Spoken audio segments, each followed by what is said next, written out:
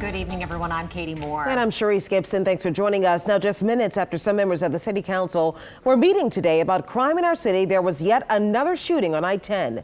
Police were called to I-10 near Bulla just after 6 this evening. Investigators say a woman was shot and her condition tonight is unknown. I-10 was closed for several hours while police gathered evidence in that shooting. The Criminal Justice Committee is trying to figure out how to combat things not only like today's interstate shooting, but other things like stunt driving. It's become a huge issue here across the city, with cars blocking intersections while they do burnouts and donuts. They are drawing huge crowds from all over. The NOPD is trying to stop these illegal acts whilst also dealing with a staffing shortage. A lot of things happening in the city right now. Today, New Orleans Chief Sean Ferguson told members about this plan to staff the department and keep the officers he has.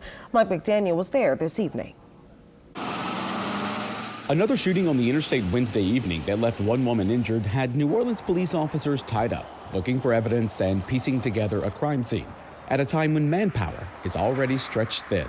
With the shootings that we're seeing on the interstates, with the amount of time that officers are spending on interstates just dealing with wrecks and disabled vehicles, our officers, I mean, it just doesn't make sense. City Council President Helena Marino says if state law enforcement agencies could help patrol those interstates, more officers could respond to calls for service. Even if DPS showed up to respond to disabled vehicles and accidents. Chief Sean Ferguson says he's made requests to the head of state police several times, but just like the NOPD, staffing is an issue. He just did not have the capacity at that time, because as we're making that ask, others are making the same ask. To better use the just more than 1,000 commissioned officers at the NOPD, Ferguson is expanding specialized teams and says a recent move to 12-hour patrol shifts, which he calls a pilot program, allows for enhanced patrols. Can't necessarily say that the 12-hour shift in patrol division is a success yet, but over this last week, we have seen more officers on the street. With recruitment efforts, incentives, and a program for lateral transfers from other departments,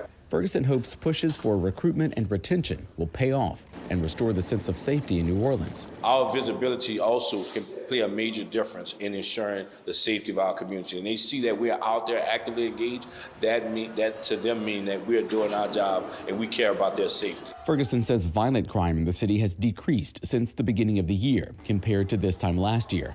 Homicides are the exception, though, with about 134 so far. There are numerous reasons for higher homicides this year: social inequities, educational disparities, job disparities. Whatever the reasons, Ferguson says department staffing is a challenge and changes must be made.